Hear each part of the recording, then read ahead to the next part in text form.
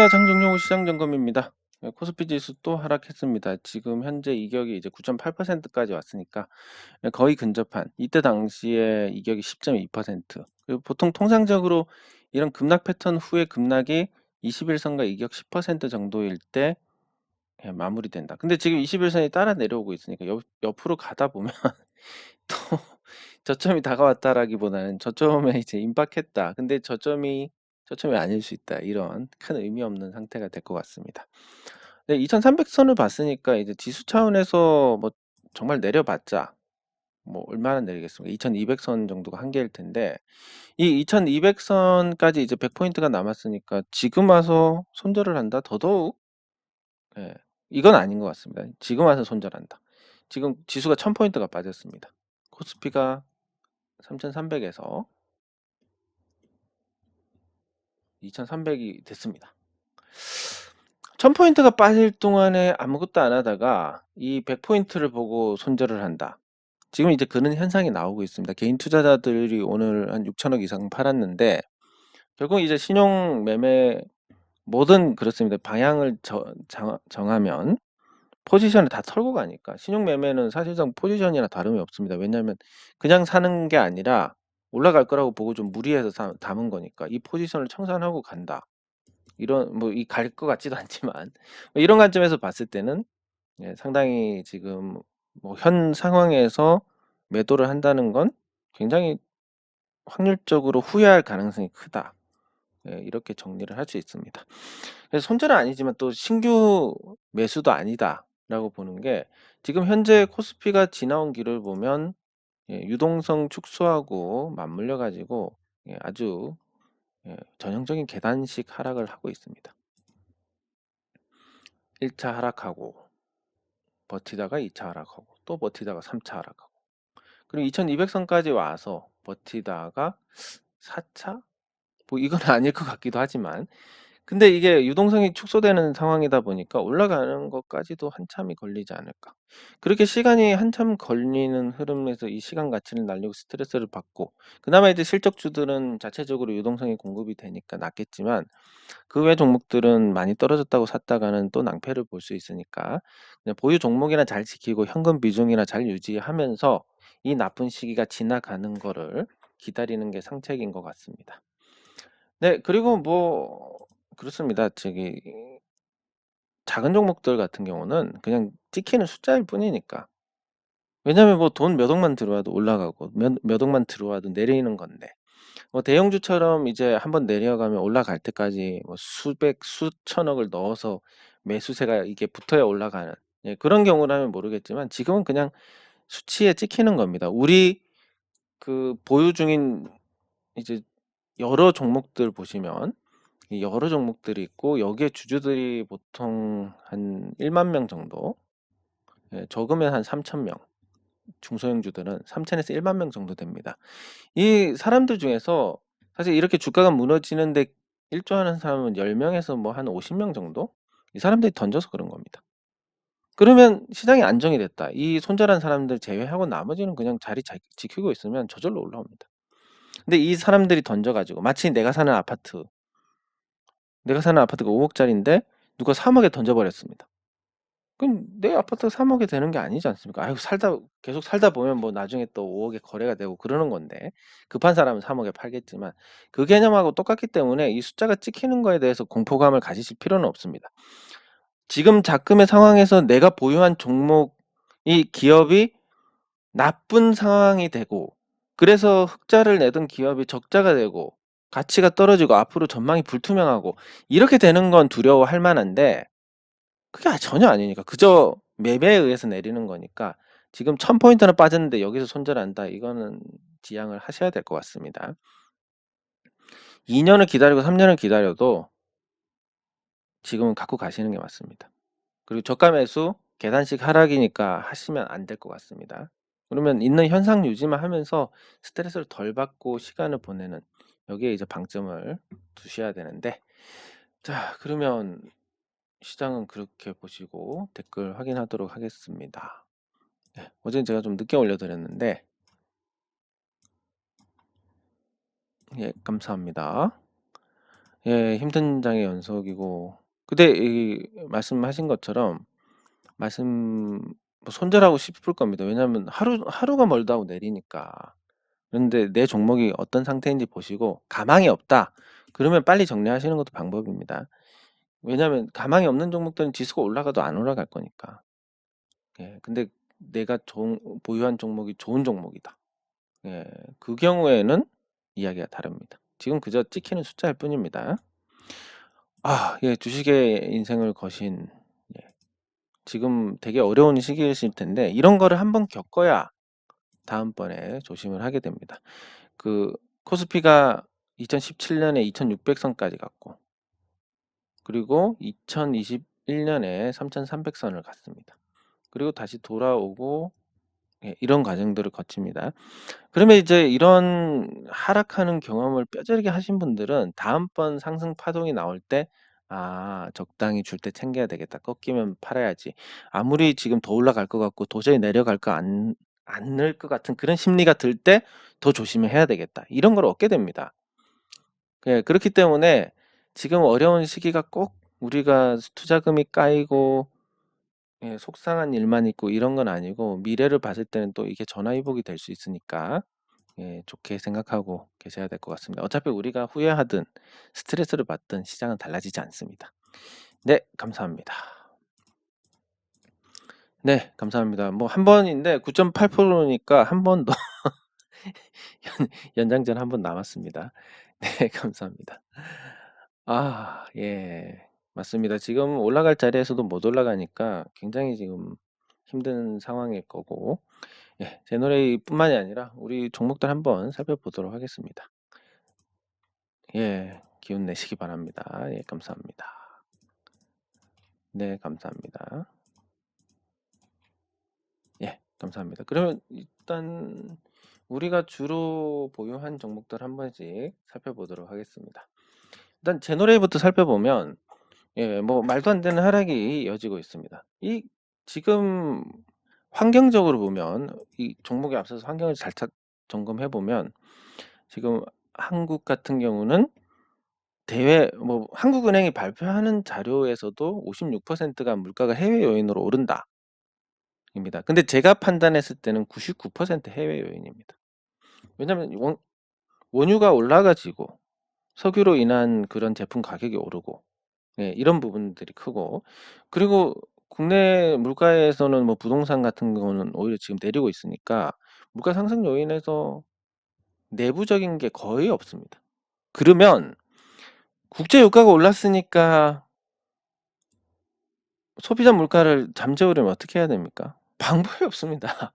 우리가 비축률을 국제 시장에 대놓고 때려버리지 않는 이상은 방법이 없는 거고, 그러면 그게 금리 인상이 아니라 유가에 특화된 뭐 오부제, 승용차 오부제를 시행한다든지, 아니면 유류세를 다시 폐지해가지고 유류세 한시적으로 감면해 주는 거, 일부 감면해 주는 걸 없애가지고 수요를 좀 줄인다든지, 예, 그렇게 해야 되는 거지. 이걸 금리 인상을 한다고 해결이 될 문제겠습니까?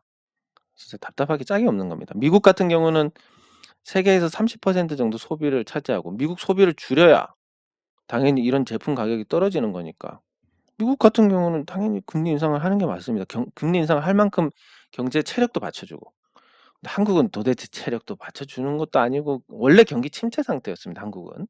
거기서 금리 인상을 한다. 그것도 미국은 효과를 보는 방법으로 하지만 우리는 전혀 물가와 관계없는데 금리 인상을 한다고 나서고 있습니다. 그냥 아무리 이거 제가 좋게 생각하려고 해도 이건 그냥 한국은행장이 책으로 경제를 배우고 그런 거지 집으로 아무것도 모르는 상태가 아닌가, 이렇게밖에 생각할 수 없는 거고, 지금 한국 입장에서 도대체 금리 인상을 할 감이 되느냐, 그냥 비교를 해보겠습니다. 한국, 중국, 일본, 대만. 예, 대만 일단 외채가 없고 뭐 어제도 말씀드렸지만, 중국 같은 경우는 지금 뭐 세계 1위 채권국이 일본이고 중국이 2위입니다. 대외 채권이 많으니까 외환위기 어떤 우려가 없습니다. 네, 그런 상태고, 그리고 뭐 내수 시장, 어쨌든 중국에서도 공산당원으로 등록된 1억 명이 소비를 할 수 있을 만큼의 어떤 경제력을 갖추고 있고, 일본도 거의 전 국민이 중산층이니까 그런 여력이 됩니다. 1억 정도의 내수 경제는 자체적으로 돌아갈 수 있습니다. 그러면 훨씬 더 대응의 카드가 크기 때문에 미국이 금리 인상 올리니까 같이 올릴 수 있습니다. 같이 올려도 될 만한 체력이고 안 올립니다.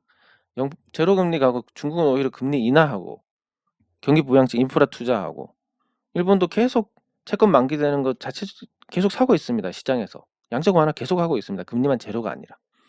네, 대만은 최근에 0.25% 올렸습니다. 근데 무슨 한국 주재 빅스텝을 밟느니 그것도 효과가 있으면 다행인데 물가 상승이 대부분 대외 요인으로 인해서 물가가 상승하는데 아니 무슨 금리를 인상해서 뭐 어쩌겠다는 건지 예, 도대체가 납득이 안 되고 그러다 보니까 이 시장에서 계속 무너지는 겁니다. 해외 증시 반등할 때도 무너지는 거. 사실 우리 증시가 덜 올랐기 때문에 잘 버티는 게 맞고 어느 정도까지 잘 버텼는데 언제부터 무너졌냐면 한국은행이 계속 금리를 올렸을 때 그리고 금리 올리면서 한국은행장이 발언을 했습니다. 물가를 중점에 두겠다.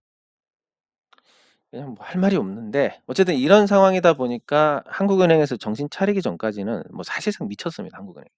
그래서 한국은행에서 정신 차리기 전까지는 시장 반등을 기대해서는 안 될 것 같다. 지금 여기서 뭐 빅스텝 한다고 기준금리가 뭐 3%, 4% 되지 않습니까? 경제 위기가 옵니다. 그렇다고 뭐 외국인을 붙잡아 둘 수 있느냐? 그것도 아니고. 같은 뭐 내외 금리가 역전되더라도 외국인 투자자들이 안 나갑니다. 나갈 때도 있고 안 나갈 때도 있고. 이게 꼭 환율만으로 정해지는 게 아닌데 금리만으로 정해지는 것도 아니고.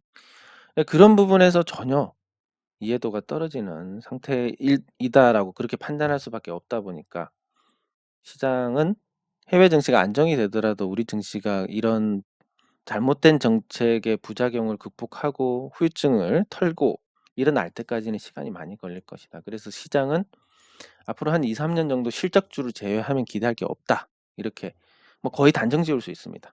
그러면 이제 다행스러운 건 우리가 다룬 종목들이 다 실적주니까 뭐 제노레이도 마찬가지입니다. 제노레이가 뭐 금리 인상한다고 영향을 받는 부분이 있겠습니까?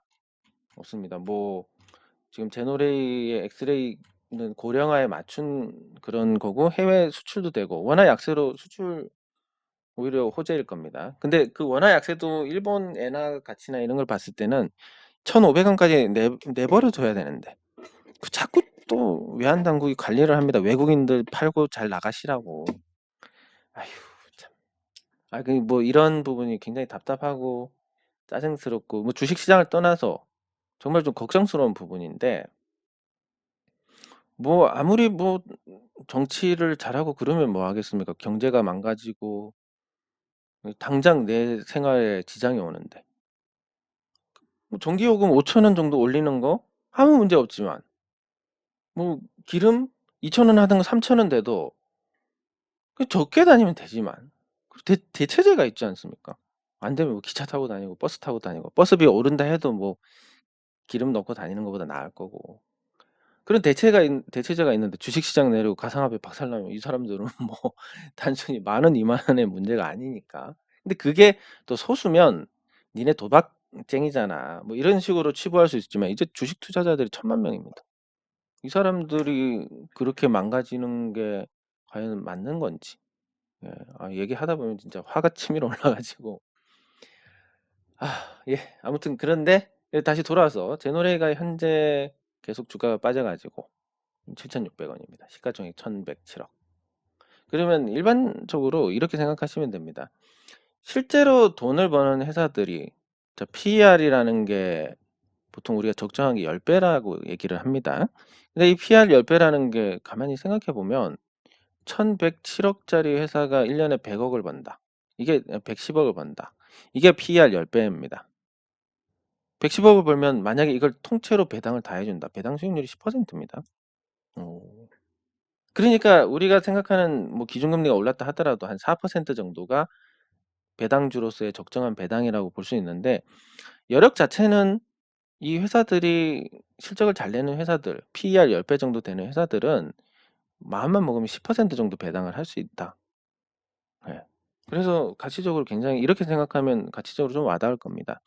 그래서 이거 중에서 배당을 한 2에서 3% 하고 나머지는 재투자를 해서 이 10% 배당 주는 것보다 훨씬 더 잘 불려나갈 수 있다. 뭐 요런 개념으로 보시면 되니까 제노레이를 그런 원천적인 부분으로 본다면 지금은 너무 매력적인 가격입니다. 근데 이게 체계적 위험이냐, 예, 비체계적이냐로 보면 개별 종목으로는 이 비체계적이라고 보는데 이건 시장 전체의 체계적인 문제입니다. 체계적으로 시장의 문제로 인해서 전 종목이 내려간다. 그럼 좋은 종목은 박앤세일을 하는 거고 나쁜 종목은 그렇게 기세가 꺾이면서 앞으로 다시 살아나기 어렵게 됩니다. 왜? 돈으로 올렸다가 신고가니까 쉽게 올라가다가 한번 무너지면 이 매물을 소화하면서 올라가야 되는데 그 돈이 있습니까? 없습니다. 다른 펀더멘탈이 있습니까? 없습니다. 이러다 보면 반등하고 죽고 반등하고 죽고 해서 얘들은 이제 끝나는 거고 이때쯤 체계적 위험에서 가치가 있고 실적이 있는 종목들은 훨씬 싸게 살 수 있으니까 좋은 거고 그렇습니다. 그래서 제노레이는 뭐 시장 외에는 문제가 아무것도 없습니다. 주가가 내리니까 무슨 문제가 있는 거 아닌가 생각하시겠지만 전혀 문제 없이 잘 돌아갑니다. 예, 올해도 아마 한 150억 정도 영업이익 예상이 되는데 최소로. 그리고 이게 경기 영향도 받지도 않습니다. 아픈데 금리 올랐다고 병원은 못 갑니까? 주식 내렸다고 병원은 못 갑니까? 이건 수요가 굉장히 일정하고 그래서 보통 PER을 10배 정도를 적정하다고 하지만 이 의료기기나 의약계통은 20배 곱하기 1을 해줍니다. 적정한 주가를. 그래서 그런 관점에서 봤을 때 제너레이 매우 저평가다. 그럼 이게 계속 이렇게 저평가면 어떻게 할 거냐? 그냥 기다리시다 보면 될 겁니다. 왜냐하면 현재 제너레이가 순자산 가치만 해도 782억, 실적 가치가 1년에 150억씩 법니다. 아이 몰라 그냥 어떻게 되겠지. 그러면 다음 년에 150억 벌면 세금 떼고도 한 900억 될 거고. 그 다음 년에 2년 지나면 1050억이 될 겁니다. 이거를 이제 뭐 아까 말씀드린 그런 프리미엄 곱하기 2짜리 프리미엄을 안 해도 이미 설명이 되는 가격이 됩니다. 그리고 2년 동안 이렇게 있다 보면 계속 실적이 쌓이고 자사주 매입도 할 거고 배당도 줄 건데 돈이 계속 어쨌든 들어오고 자체적으로 유동성이 공급이 되는데 설마 뭐 이 가격에 있겠습니까? 지금보다 훨씬 좋은 가격에 있을 거지. 그래서 지금 뭐 굳이 이걸 손절해야 되나? 떨어지는 거 보니까 이거 어떻게 해야 되지? 근데 이것도 원론적으로 들어가 보면 이렇습니다. 자, 제노레이 이 종가의 호가창을 보시면 좋은 종목들은 매매를 하는 사람들이 많이 없습니다. 예. 이 유통 주식 수가 적습니다. 왜냐하면 매매를 할 필요가 없이 이 종목 계속 올라갈 거니까. 그럼 여기서 누가 막판에 한 1억을 샀다. 1억이면 지금 13,000주 정도 사겠는데 어떻게 되겠습니까? 오늘 상승 마감입니다. 돈 1억 때문에 지금 찍힌 숫자가 달라지는 거지. 이제 큰일 났다. 이런 문제 전혀 아닙니다. 그냥 팔 수 있을 때까지 기다리시면 됩니다. 언제일지 모르겠지만 그러면 팔 수 있는 환경이 되면 파시면 됩니다. 근데 시장이 이렇게 나빠질 줄 저도 생각을 못했기 때문에 이럴 줄 알았으면 당연히 뭐 이때 뭐 거래량도 실리고 했으니까 조금 챙겨두고 뭐 이런 거 하지 않았겠습니까? 근데 시장이 이렇게 망가질 줄 몰랐는데 그럼에도 불구하고 이 종목은 뭐 돈으로 밀어 올리던 종목이 아니기 때문에 시장이 안정되면 회복을 시장보다 훨씬 빨리 할 겁니다. 잘 할 거고.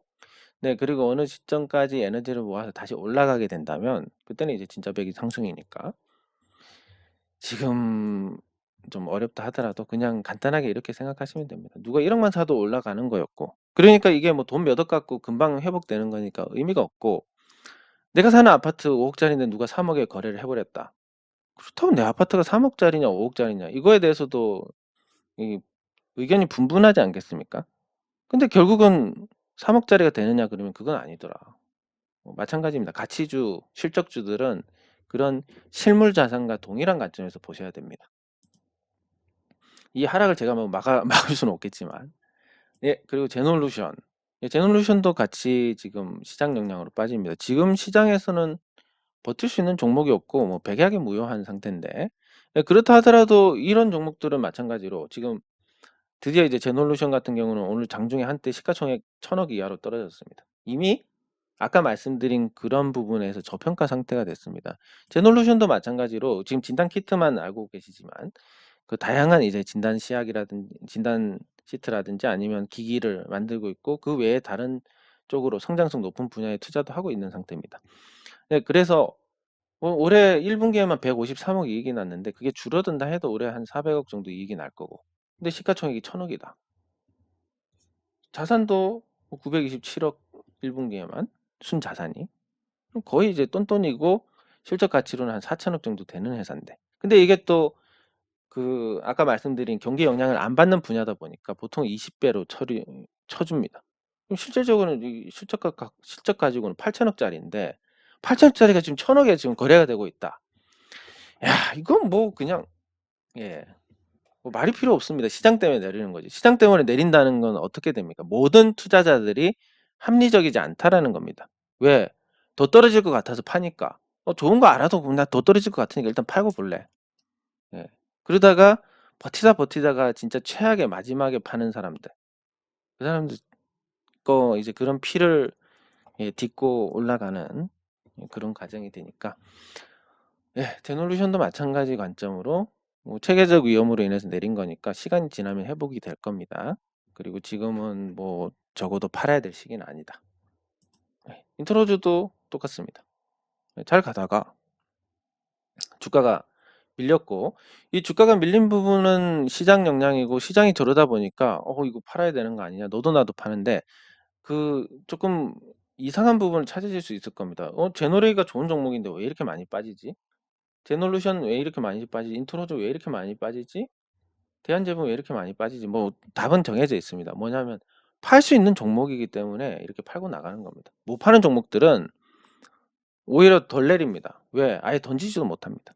이건 그나마 받는 사람이 있으니까 실적 좋으니까 이쯤에서 사도 되겠지 하는 저가 매수세가 이미 유입이 되고 있다는 겁니다. 그래서 이제 거래가 되니까 떨어지는 거고.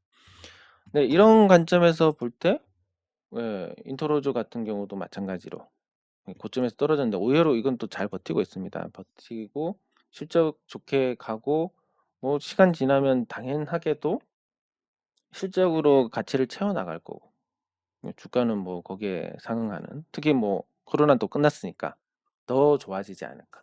그래서 주가는 내렸는데 회사가 더 좋아진다. 뭐 이거야말로 좋은 매수 기회가 아니겠습니까? 작년 말이나 이때보다도 훨씬 더 좋은 기회다. 네, 이렇게 정리를 할 수 있습니다. 네, 그리고 우진 프라임. 뭐 우진 프라임은 뭐 거래량이 적다 보니까 항상 그렇습니다. 이게 제가 겪어본 부분인데 이 옥석이 계속 가려집니다. 왜냐하면 제가 유튜브를 했을 때만 해도 시장이 좋았습니다. 시장이 좋았고 이 시장이 좋다 보니까 우리가 투자하는 철학이나 목적은 명확합니다. 가치 있는 것만 하자. 가치 없는 거 뭐 해도 된다. 잠깐 먹고 나오자. 예, 요겁니다. 근데 시장이 좋다 보니까 이제 단기간에 그런 성과들이 나왔습니다. 사실 뭐 저는 단기간에 그런 성과가 나올 거라고 못 생각지도 않았지만 그런 성과가 나오다 보니까 우리 전체에서도 이 단타의 수요가 분명히 있습니다. 그리고 이건 뭐 어쩔 수가 없습니다. 주식 투자자들 중에 100이면 99명이 난 단타랑 맞다라고 생각을 할 겁니다. 왜냐면 결과가 바로 나오니까. 아니 누가 돈 1분 만에 1년치, 2년치 이자를 벌어주는데 누가 싫다고 하겠습니까? 그렇게 하다가 안 되니까 그런 거지. 그래서 이거 안 된다는 거지. 이거 만약에 되면 저도 단타입니다. 근데 안 되니까. 근데 이런 수요가 전체 주식 투자자들의 거의 성향이 99%가 이거고 우리는 1%인데 그 1%인 성향에서도 단기간에 그때 나오다 보니까 요 성향의 분들이 조금 있을 겁니다. 그러면 그 성향인 분들이 지금 여기서 깨작깨작 하고 있다가 지금 주가 떨어지니까 에이 모르겠다 손절. 근데 실제로 그게 액수가 뭐 다 따져봐야 뭐 얼마 안 됩니다. 그런 부분에 영향도 받기 때문에 그냥 아유 그 어차피 나갈 사람들 잘 떨어져 나갔네 생각하시면 됩니다. 그런 사람들이 있어봤자 올라가면 팔고 내려가면 사고 이러면 뭐 이게 주가가 방향성을 가시겠습니까? 네, 그래서 뭐 지금 시장 영향으로 어쩔 수 없는 부분이고 그리고 말씀드렸지만 물가가 상승하고 있습니다. 모든 게 올라가고 있다. 그런 상태에서 주식만 떨어지고 기업의 어떤 가치만 떨어진다. 있을 수 없는 얘기입니다. 주가가 떨어지고 기업의 가치는 오히려 올라가는. 그러면 좋은 기업을 더욱더 싸게 살 수 있는 상황이 되는데 그러면 우리 같은 경우는 이제 이 투자 목적, 투자 철학을 잘 유지한다면 이 어려운 시기를 지나고 다시 좋은 시기가 올 겁니다. 그리고 지금 여기 섞여 있던 단타 성향의 분들, 그런 분들은 이제 손절해서 나가게 되고, 그리고 저가 매수를 해서 들어오게 될 겁니다. 자연스럽게 또 균형이 맞춰지니까 주가는 회복이 됩니다. 당장 보기 싫고 짜증나고 내 계좌에 찍힌 거 보니까 그냥 이 찍힌 마이너스 보면서 그냥 맛있는 거나 사 먹고 좋은 차나 몰고 다닐 걸, 이런 후회가 되면서 스트레스를 받아서 그렇지 정작 변한 건 없습니다. 회사가 지금 주가 내리기 한 2주 정도 내렸는데 2주 전에 회사가 잘 돌아가다 지금 안 돌아갑니까? 똑같습니다.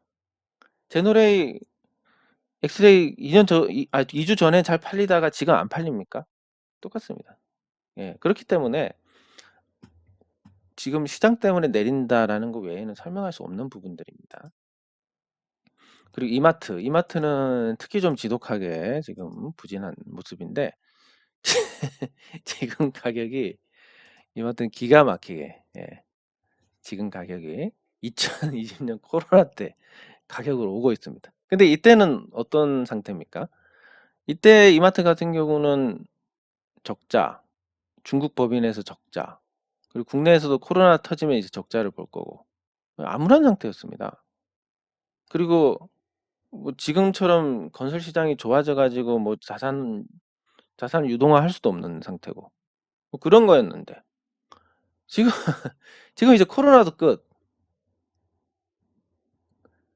그리고 흑자, 거기다가 인터넷에 조금 열세였는데 이베이 코리아 인수했고, 스타벅스 코리아도 가져왔고, 그거 나중에 상장할 거고, 상장 못한다 하더라도 자산으로서의 가치가 계속 유지가 되는데 지금 시가총액이 이제 2조 8천억까지 떨어졌습니다. 순자산 가치만 13조 원짜리가. 그리고 이마트가 갖고 있는 그 서울에 있는 지점들의 가치는 실제 장부가보다 훨씬 높습니다. 그래서 최대로 보면 한 20조 정도 되는 자산 가치인데 2조 8천억이다. 그래도 안 삽니다. 왜? 시장이 불안하니까. 그 파는 사람들은 진짜 100명에 1명만 팔아도 내려갑니다. 왜냐하면 유통 주식수나 유동 비율이 내는 걸 보면 그 정도만 팔아도 내려가니까. 그래서 그렇다고 뭐 이마트가 지금 매출이 안 나오느냐 아니면 적자가 났느냐, 뭐 그런 얘기도 없지 않습니까? 그러니까 당연하게도 지금 뭐 싼 종목이 더 싸졌다. 우리의 투자 철학으로 보면 위에서도 샀는데 밑에서는 더 사야지. 이렇게 접근하는 게 맞습니다. 다만 언제 끝날지 모르고 언제 오를지 모르니까 안 사는 거지. 예. 대한제분, 잘 가다가 그냥 다 빠져버렸습니다. 이런 거를 한 번씩 당할 때마다 굉장히 허탈하실 텐데, 이 허탈하실 때를 대비를 하는 대응은 결국은 뭐 많이 올라갔을 때 다 팔지는 못합니다. 큰 파동이 나올 거니까. 뭐 적당히 한 20% 정도 덜어내고, 좀 내리면 또 20% 담고, 또 오르면 20% 덜어내고, 요 밴드를 기점으로 해서 변동성 범위에서 그렇게 대응하시면서, 그리고 이렇게 내려도 위에서 판 20%가 있으니까 심리적으로 그나마 좀 낫습니다. 그리고 20% 여기서 사서 추가 하락을 하면 더 못 사게 되니까 자연스럽게 물타기 하다가 물타기 하다 물량이 늘어나서 낭패를 보는 그런 일을 예방을 할 수 있게 됩니다. 그래서 제가 예전부터 십수년 전부터 말씀드리는 게, 한국 주식의 장기 투자 안 된다. 아니, 된다고 했습니다, 옛날에는. 그러니까 최근에 입장 바뀐 거, 그리고 예전에 일관되게 말씀드리는 것까지 정리를 하면 이렇습니다. 장기 투자가 아니다, 한국은. 뭐 계속 성장해야 장기 투자를 할 건데 그게 아니기 때문에 장기 투자 아니다. 다만 싼 종목을 쌀 때 사서 비쌀 때까지 길게 보유를 하는 거, 이게 어떻게 보면 장기 투자라고 본다면 이건 가능합니다. 무작정 길게 보유하는 건 장기 보유고, 네, 그래서 한국에서는 장기 보유를 장기 투자로 착각하기 때문에 장기 투자가 안 되는데, 그분들이 인식하는 장기 투자라는 용어의 정의에서 본다면 한국에서는 장기 투자가 안 된다. 하지만 제가 정의하는 장기 투자, 쌀 때 사서 시장 관심을 받을 때까지 기다리는, 이거는 가능하다. 이렇게 봅니다. 그래서 그렇지만 제가 예전부터 말씀드리는, 그래도 한 20% 정도는 비중 조절을 하시라. 왜냐하면 꽃에 물을 주듯이 우리 증시는 변동성이 크기 때문에 관리를 해야 된다. 미국, 지금은 아니지만 얼마 전까지의 미국 주식처럼 알아서 잘 오르고 세계의 돈이 다 모이고 유동성이 풍부하고 이런 시장에서 그냥 손 안 대는 게 낫다라는 것과는 레벨이 다릅니다. 난이도가 최고 높습니다. 우리 시장이. 그래서 요 20% 정도는 비중 조절을 하면서 심리를 스스로 다독여야 된다. 예. 그래서 대한제품 같은 경우도 그렇게 하지 않은 과정에서 이제 지금 뭐 회사는 계속 좋아지고 뭐 실제 가치가 한 1조 2천억 정도 될 겁니다. 자산의 어떤 재평가를 하면. 그리고 뭐 땅 팔아서 돈도 들어왔었고 이런 상태에서 지금 대한제분의 시가총액이 2,200억입니다. 뭐 진짜 진짜 뭐 어떤 종목들은 말도 안 되는 개거품이고 LG 에너지 솔루션은 지금 10조짜리인데 지금 시장 평가가 좀 내리긴 했지만 100조를 찍었습니다. 10조짜리가 100조짜리를 평가받고 1조짜리가 2,200억이 되고 아까 보신 거 뭐 한 8천억 정도 돼야 되는 회사가 1,000억이고 이렇게 괴리가 큰 게 우리 투자자들이 모두 합리적이지 않기 때문에 그런 거다. 그리고 도박 성향이 강하고 이러다 보니까 주식시장에서 그걸 잘 이용해가지고 상장 초기에 빵 터뜨리면 아무리 고평가라도 그냥 상장 초기에 주가가 오르니까 사게 됩니다. 그러다 물리고. 예. 그러면 그런 거 안 해야 되는데 그러다 물리니까 손절하라 이런 얘기 나옵니다. 손절해서 다른 거 들어가면 또 물리는데. 예. 이러다 보니까 계속 매매만 늘고 증권사들 배만 불리고 세금만 내고 남는 거 계좌에 남는 거는 계속 쪼그라진 잔고밖에 없는 이런 상태가 되는데 똑같은 개념입니다. 대한제분도 지금 굉장히 많이 빠졌으니까 가격 매력이 크다. 예.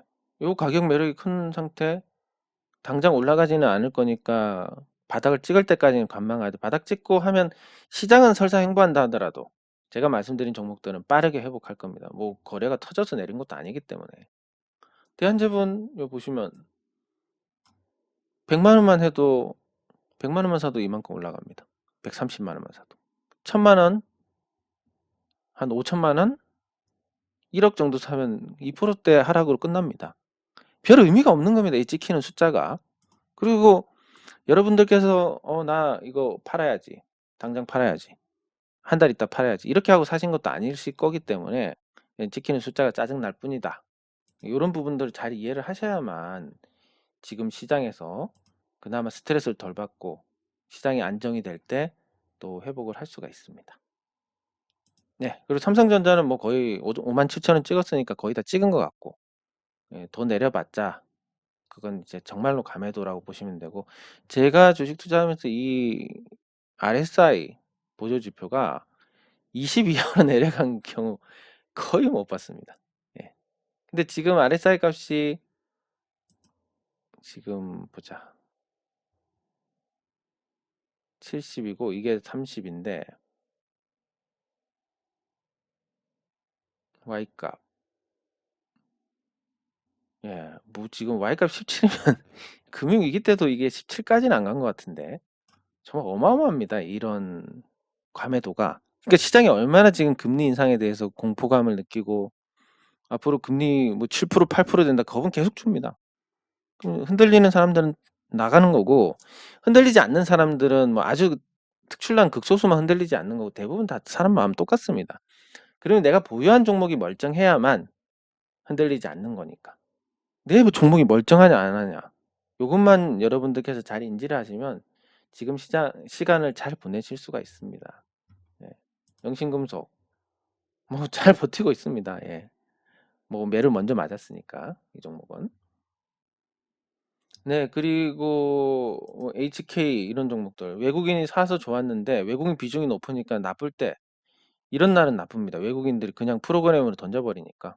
그래서 외국인이 아직도 8.9% 갖고 있고 시장 전체를 파는 거라고 하면 바닥이 언제가 될지 모릅니다. 시가총액이 328억이지만 외국인 지분율이 높은 건 이럴 때 단점이 있습니다. 풍강 마찬가지로 빠집니다. 외국인 지분율이 4.33이나 되니까. 그래서 외국인 없고 신용 없고 지금 영신금속이 안 되는 이유는 명확합니다. 영신금속 외국인 지분율 1.09%입니다. 코스닥 평균의 10분의 1밖에 안 됩니다. 신용 잔고 거의 없습니다. 그러니까 급하게 팔 사람이 없다 보니까 잘 버티는 거고 HK는 외국인이 프로그램을 팔고 풍강 같은 경우는 외국인이 팔고 또 뭐 신용 물량이 조금 있을 거니까 거기서 팔고 뭐 그래서 이런 부분에서 확연히 차이가 나오지 않나 이렇게 판단할 수 있고, 현대모비스. 그래도 현대모비스는 저점을 안 깨고 있는 상태입니다. 지수는 저점을 마구잡이로 깨고 있는데, 자동차가 이번 하락이 끝나고 나면 좋아질 거다라는 기대를 걸 수 있는 대목이기도 합니다. 예, 먼저 내렸고 지금은 덜 내리고, 그러면 덜 내리면 이 흐름 자체가 안 깨집니다. 무슨 얘기냐면 하락하고 반등하고 하락하고 이러면 이제 반등할 때 반등을 어지간히 해야 이제 탄력이 붙습니다. 여기까지는 계속 매물 소화입니다. 여기는. 근데 현대모비스처럼 안 빠지는 경우는 빠지고 여기서 버틴다. 그러면 요 매물 소화의 과정이 훨씬 쉽습니다. 에너지가 남는 거고, 그러면 이제 상승으로 연결이 될 수 있다. 네, 물론 이제 V자 반등했으니까 V자로 회복한다. 뭐 이런 거는 또 다른 개념입니다. 시장 전체에서 시장과 같이 호흡하는 종목들에 한정해서 그런 거고. 예, 그리고 뭐 캐스트 코리아 이런 종목도 이제 시총 200억대로 진입했습니다. 내용이 나쁘면 200억대로 갈 수 있는 분위기입니다. 왜냐하면 가상화폐는 지금 멸망하고 0으로 갈 분위기니까. 예, 그래서 이런 종목들도 그냥 무지막지하게, 외국인 보유가 13%입니다. 최대 주주긴 하지만 이렇게 되면 그 외국인 중국계 자금하고 관계된 것도 있으니까 그냥 어쩔 수 없이 투매가 나오게 될 겁니다. 이런 종목들은. 그러니까 뭐 어쩌다가 200억 찍게 되는 거고. 예, 그리고 175억짜리 종목도 나옵니다. 왜? 그냥 막 나오니까 외국인 16% 보유하고 있으니까. 그래서 외국인이 보유하고 이런 부분들이 오히려 나쁘게 작용할 수도 있다. 일시적인 수급에서는. 예, 그래서 변수가 없으려면 신용도 없어야 되고 외국인도 없어야 되고 적어도 회사가 흑자를 내야 된다. 이게 충족이 돼야 1000억 이하의 종목이 없어지는 거지. 이게 충족이 안 되면 일시적으로는 이런 일이 발생할 수 있다.